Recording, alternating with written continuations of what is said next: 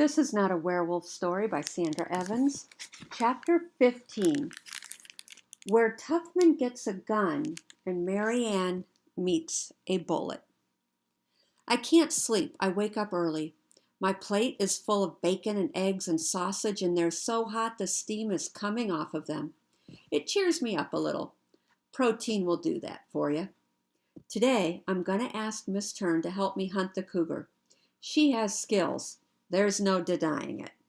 And she's got a little more crazy in her than your average teacher. That's a plus in my book. Marianne sits down next to me. Vincent said to give this to you. It's a plastic Easter egg. I crack it open. A paper clip and a strip of paper fall out. I smooth the paper. Marianne leans over. Her eyebrows are pinched together. Paperclip code, she says after a second. She takes the paper clip out of my hand. My hand buzzes when her fingers brush my palm. I glance up and catch her staring at me. Right away she looks down. Her cheeks are a little peaked. I get a fluttery feeling. Does Marianne like me too? Now, she says in her teacher voice, you lay the paper clip flat over the line of letters, with the double loop end to the right and the other end around the first letter. Whatever letter is in that double loop is the one you want. Then you slide the paper clip right, like this, so that the end loop goes around the letter the double loop was around. See? Together we spell it out. Lake, now, alone. We look at each other. I get off my stool and grab my tray. I'm coming, Marianne says. She sets her tray on top of mine, puts everything back in the Easter egg, and shoves it into her pocket. Vincent said, alone. But am I ever going to tell Marianne she can't do something she wants? As we run out the front door and down the steps, Bobo joins us. The sun has just risen. It's very cold. The sky is filled with crows. I run hard. We hear it before we get off the main road. Crack! The crows caw and croak. They swoop and rumble. Someone's shooting a gun in the woods. I'm ahead of Marianne. I stop running and wave my hand at her to stop. We're not going into the woods if there's a hunter in there. But she races by me. Bobo is at her heels, and she looks back at me too, her tongue flopping out of her mouth. Come on! Marianne shouts as she turns off the road and onto the path to the lake. That gunshot came from miles away. For once, Marianne is dead wrong. But they get to the oak tree with my bike stuck in it before I catch up. I sprint in front of her and block her way on the narrow path. Bobo sits and pants. Marianne puts her hands on her hips and looks at me, breathing hard. Stop, I say. Then the hairs on the back of my neck stand up. We're not alone in the woods. Is it the hunter? My blood freezes. The cougar? I reach toward my back pocket, but I already know there's no sling there. How could I be so stupid? Dean Swift said to stay close to the school. When I turn to look behind me, toward the lake, Marianne darts ahead. You worry too much. Last one there is a rotten egg. Bobo streaks after her.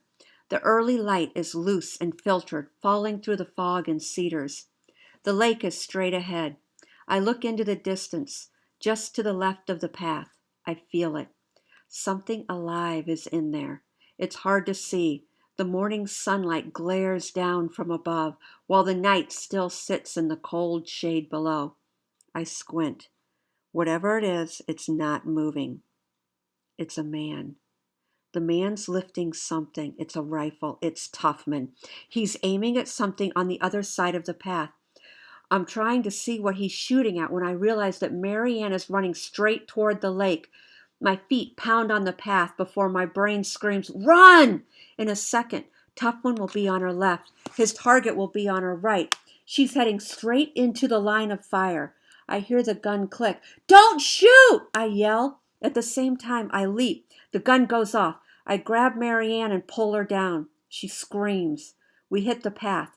The bullet whizzes over us. There's a sound like a bunch of little explosions, and we look to the right where Tuffman was aiming. Fireworks. Marianne and I sit up slowly and stare. Fireworks are popping and blazing out of something that looks like a busted-up piñata.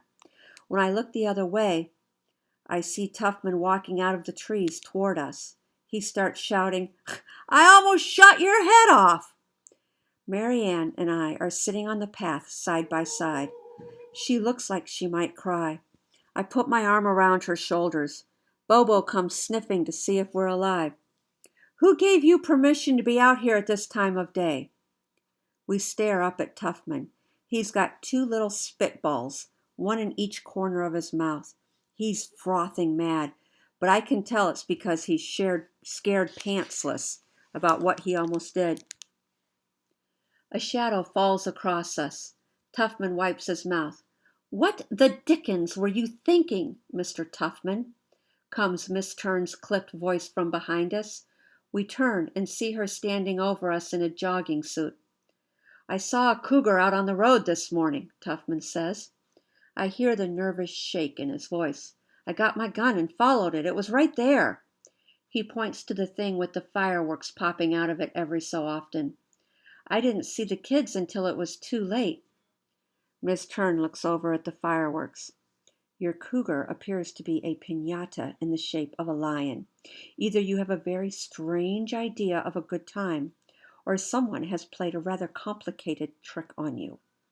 Marianne and I glance at each other. Vincent went a little too far this time.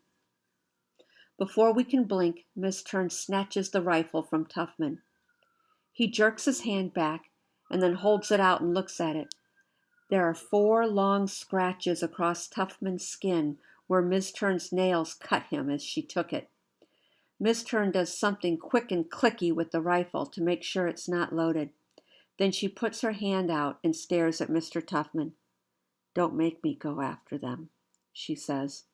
Tuffman gulps. He rubs his hand, reaches into his front jeans pocket, and gives her some bullets. Miss Turn is now armed. Something tells me that if Miss Turn aimed that rifle at the cougar, she wouldn't miss. "Have you been injured?" she asks us. She helps Marianne to her feet. She makes a tss sound at Marianne's ripped jeans and bleeding knees. She glares at Tuffman. "I've got my eye on you." "What about my gun?" "That's the second time I've stopped you from trying to kill an animal. That cougar has as much right to be walking in these woods as you." Here's a problem. Miss Turn has the right skills and the firepower, but the wrong attitude. She's never going to hunt the cougar with me. She herds us down the path in front of her. "I'm taking you two directly to the nurse," she says. I glance back at Tuffman. He looks angry and confused.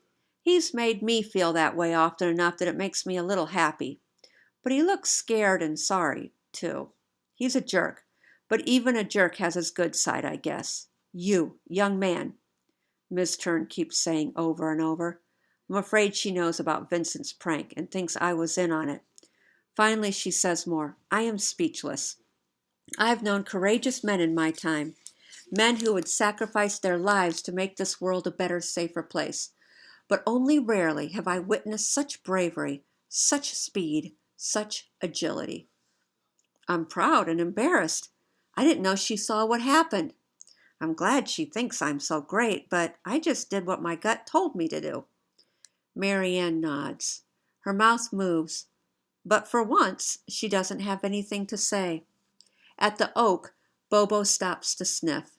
My eyes follow her nose up into the branches of the tree. My mouth pops open. Vincent is sitting up there on my bike. He puts a finger over his lips. I stare at him. I don't know what to think. That was one heck of a prank. When we reach the driveway, Marianne takes my hand. "Thank you," she said.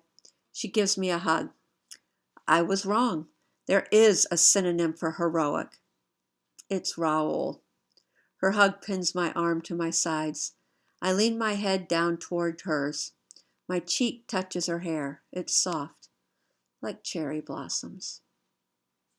Solidarity. Marianne and I don't say anything to anybody about what Vincent did. Ms. Turn would say that I am conflicted.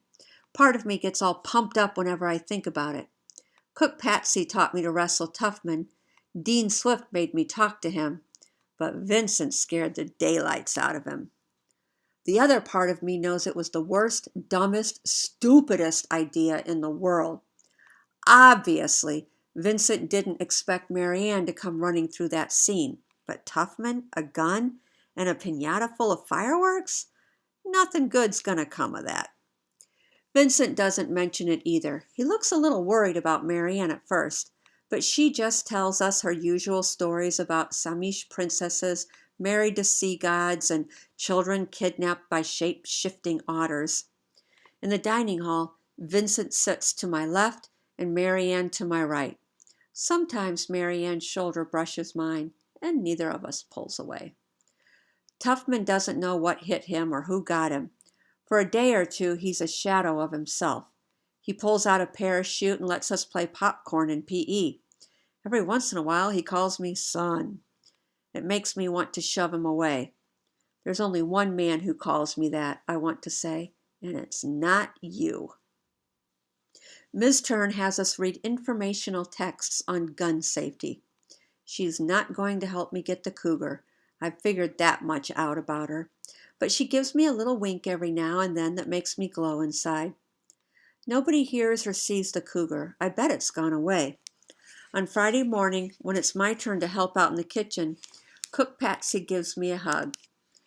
"It's nice to see you looking so happy," she says, "you and your friends." I knew she liked me, but I didn't know how much. "Thank you," I say. I always mean it when I say that. I hope she knows how much.